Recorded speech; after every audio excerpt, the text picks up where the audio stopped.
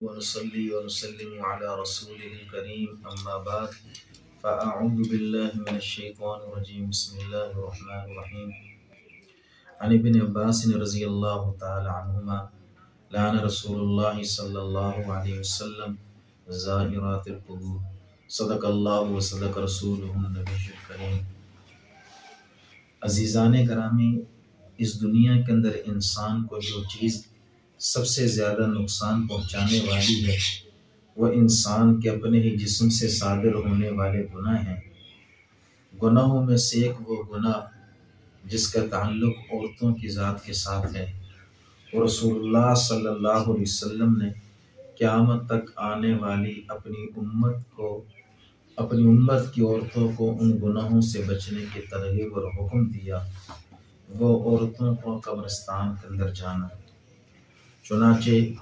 ابن عباس رضی اللہ تعالیٰ عنہ سے مروی ہے، اللہ کے نبی صلی اللہ علیہ وسلم نے زائرات القبور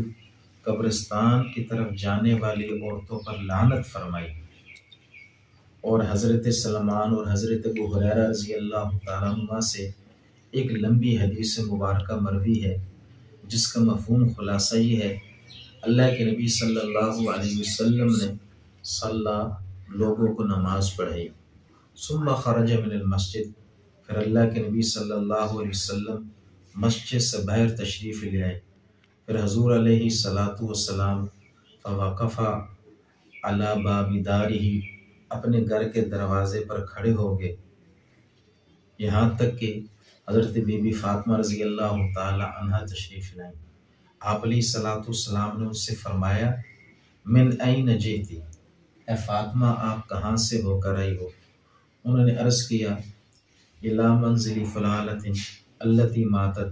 اللہ کے نبی علیہ السلام ایک عورت کا انتقال ہوا تھا، میں اس عورت کے گھر گئی تھی تاکہ جا کر صبر کی تلقین کرو اور تعزیت کرو۔ پھر حضور علیہ السلام نے حضرت بی بی فاطمہ رضی اللہ تعالی عنہ سے فرمایا،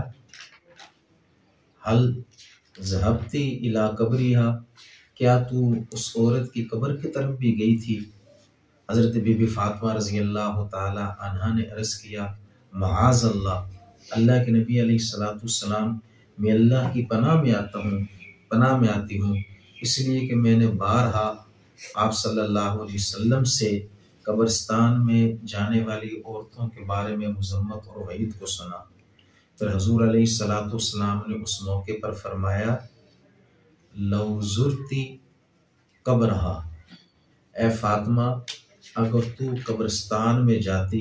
یعنی فوت ہونے والی عورت کی قبر کی زیارت کرتی، لم توریحی رائحۃ الجنہ، تو جنت کی بھی خوشبو سے محروم ہوتی۔ عزیزان گرامی،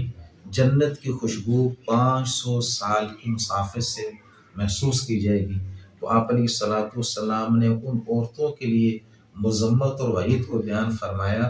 کہ میری امت کی جو عورتیں قبرستان میں جائیں گی وہ جنت کی خوشبو سے محروم ہوگی۔ یا آپ سوچئے، جب ایک عورت کے لیے قبرستان کے اندر جانا جائز نہیں،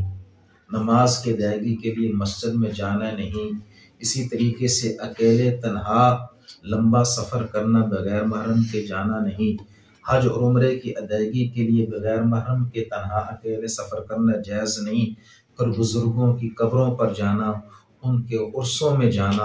اور قبرستان میں اپنے اعزا قارب کی رشتہ داروں کی قبروں پر جانا، وہاں بیٹھ کر قرآن مجید کی تلاوت کرنا، یا لمبے لمبے سفر کر کے بازاروں کے اندر گھومنا پھرنا بغیر محرم کے، اور پھر اسی طریقے سے بیوٹی پارلروں میں جا کر اپنے بال کٹوانا، یہ کیسے جائز ہوگا؟ برر اللہ رب العزت ہم میں سے ہر ایک کو اس گناہ کو سمجھ کر خود بھی اپنے گھر والوں کو بتلانے اور اللہ موقع آنے پر دوسروں تک پہنچانے کی توفیق عطا فرمائے۔ وآخر دعوانا ان الحمد للہ رب العالمین۔